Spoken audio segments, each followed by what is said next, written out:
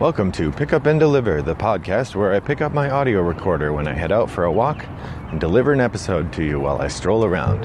I'm Brendan Riley.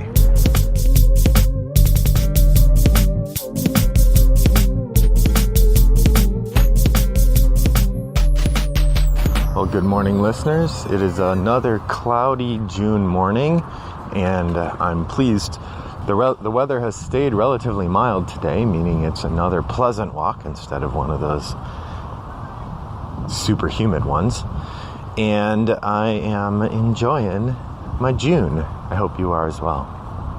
Well, today I wanted to talk a little bit about something I've been chatting with people on BoardGameGeek about. This has not been in the BoardGameGeek, in our BoardGameGeek Guild, number 3269, but rather in the Works in Progress forum, which is where I often will test out ideas for things we're working on. So we have, over at Rattlebox Games, we have several games we're actively working on, but one of them, the one that is sort of most strongly mine, I help develop all the games, and the one that's most strongly mine is called Something Wakes in the Forest. That's the current title, and who knows where it is in our production chain. It's definitely not next, so it could be a bit. But the premise of the game is that each player represents a sort of otherworldly evil force that is trying to make its way into our world by means of manipulating human beings into helping it. If you think about the movie Evil Dead, the demonic forces or the mysterious evil forces that are in the forest are the players are those. The idea is there's a lake and there's these cabins around the lake, and people come and stay in the lake, and then you can use your minions, who are people that are under your control, to either recruit more people under your control or sacrifice the people who are there to generate, mystical power that allows you to eventually win the game by opening a portal to Earth and destroying everything. It's kind of silly, admittedly, but the part that I wanted to talk on BoardGameGeek about, and the thing I want to talk about today, was at what level do you bend your creative vision to fit audience need? And particularly, it's because in working on the game, I've called the evil entities demons. For a while, I called them malignant forces, evil spirits, etc. But the most convenient and easily understood term is demons, and so I kind of leaned into that, and I used various names of demons from Judeo-Christian mythology and Hindi mythology and a couple other places. I found sort of words for particular evil spirits. The idea being that when you play one, at the end of the game, if you are the winner, there's the sort of victory text that gets read that's yours that does not fit. That doesn't fit whatever the other ones. Each one gets its own victory text. But okay, that's beside the point. So in playtesting, I've had some playtesters reflect on the idea that they wouldn't buy this game, and probably outside of a playtesting context wouldn't try it because it uses the word demon, or it has demons in it, and that makes them uncomfortable, or they wouldn't want to play a game that toys around with demons. So one of the things I've done, to adjust that a bit, is I've taken out the names of actual mythological demons, or demons that people still believe in, and instead I'm using sort of demonic sounding names but aren't documented, aren't part of the mythological canon.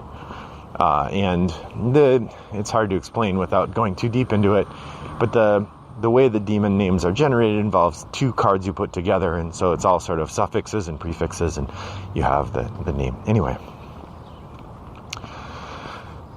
So I put up a poll saying, for people who would not play a game that has demons in it, where it is that line regarding playing a game. If the game had evil spirits instead of demons, would that be enough? Would you not want to play any game that involves seducing and sacrificing people? Would you, so I kind of laid out a variety of options. Of course, and what I said in my poll was, if you're someone who wouldn't mind playing a game that has demons, please don't answer. This is specifically targeted at people who would not want to play a game because it has demons in it. That's who I'm trying to talk to right now. Of course, those people are the least noisy in the thread. A few of them answered early on, basically said, doesn't really matter what you call it, I probably wouldn't want to play it. Which is kind of what I thought. But I wanted to gauge it because I wanted to see how hard should I be trying to avoid the language of demons, since it is a shorthand that most people kind of understand, in English anyway, so I was trying to figure out if I avoid the shorthand of demon, how many new players am I buying myself versus the rhetorical simplicity of using a concept everybody understands and just recognizing that those players aren't going to play regardless of what I call it. But in the conversation in the thread, a significant portion of the people have basically said, who cares what they think, just make the game you want to make. Which is a really interesting approach to a commercial art endeavor, right? Because if I'm making a game for myself and I'm not planning to try to sell it at all, then who cares what they think, just make it for yourself, makes a lot of sense. And there's something to be said for the sort of critical validity of art made for the sake of the artist, that's sort of the most pure art, and thus, I don't know, you gain something by doing the thing you most precisely want to do. But at the same time, there's a difference between art made for oneself and art made for a marketplace. And there's a long history of artists taking into account what people in the marketplace want. I mean, that's what playtesting is all about. Playtesting is about figuring out how this game you're creating interacts with the people who might want to play it and making it a better experience. Either better because it more strongly captures the thing you're going for, or better because people enjoy it more, or better because it'll sell more. And all of those are valid approaches. So it's interesting to me, and this is the heart of our conversation now that I'm halfway through my walk, to think about how do you, as an artist, as a creator of things, decide where that line is for yourself.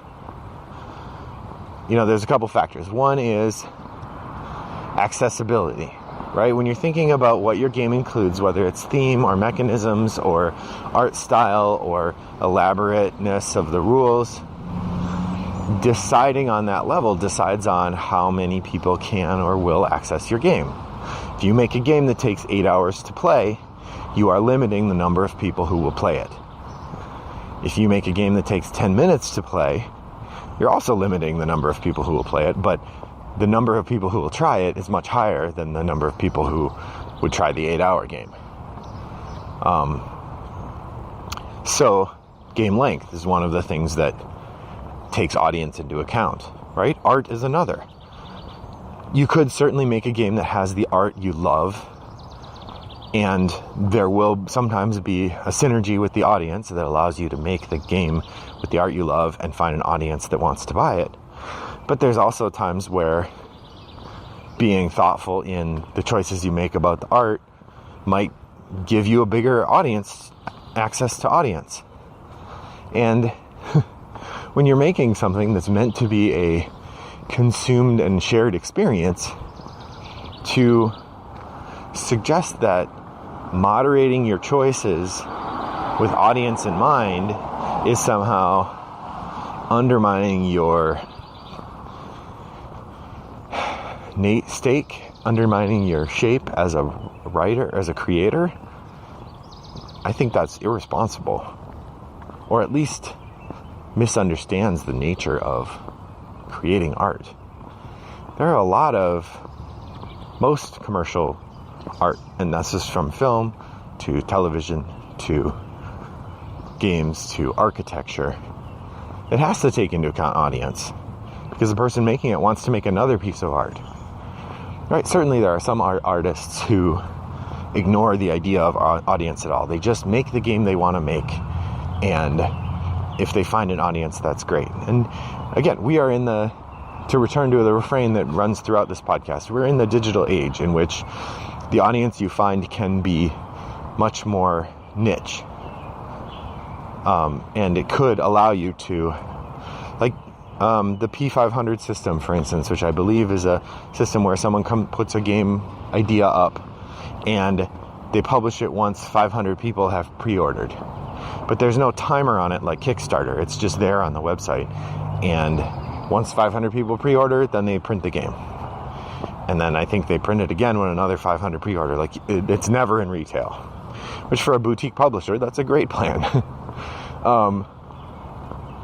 So the idea that making commercial considerations is somehow detracts from the artistic value of your game feels to me naive.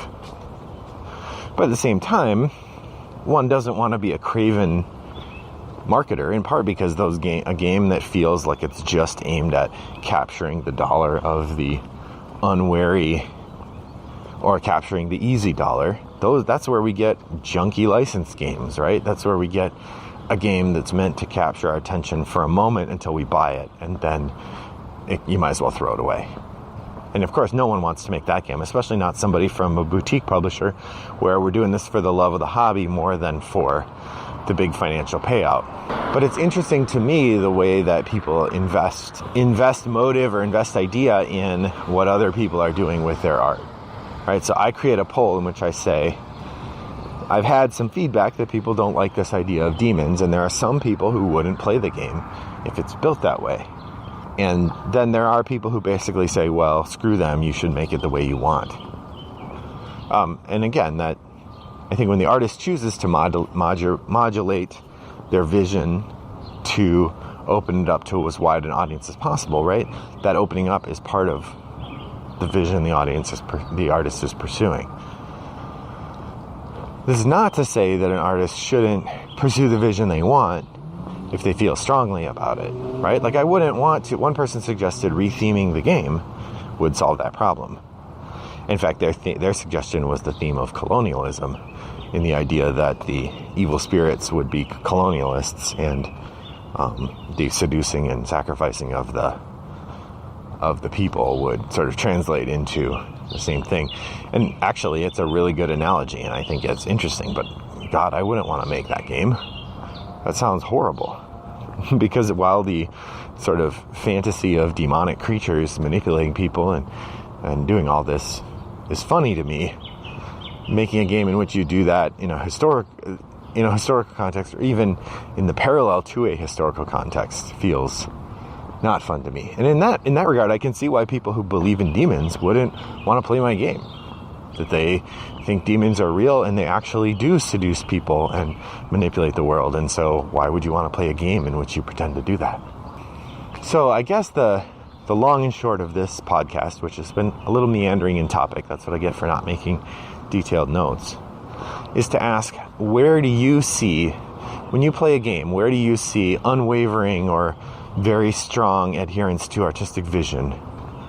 And where do you see the role of moderating the shape of the game, be it mechanics, be it theme, be it whatever, in order to make the game more accessible? Where do you see that as part of the process of game design? And as a designer yourself, have you pursued that?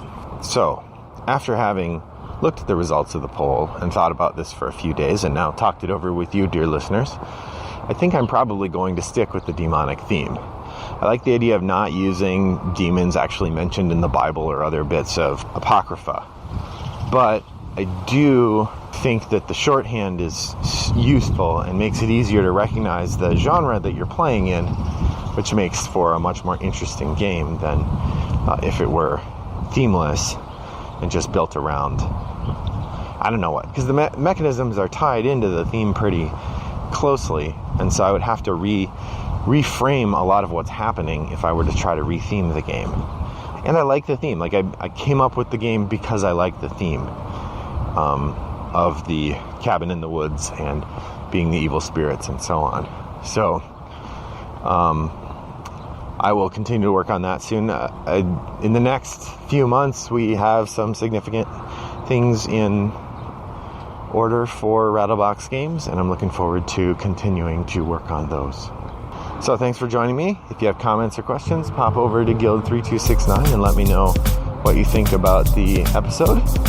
Where have you made compromises in your games, or where have you changed the game to think about what audiences do, or played games that do the same? I look forward to hearing from you, and thanks for joining me.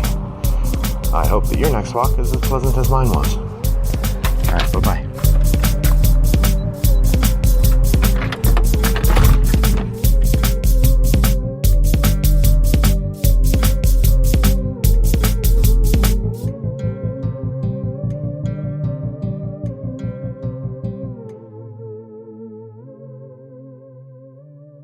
Brought to you by Rattlebox Games.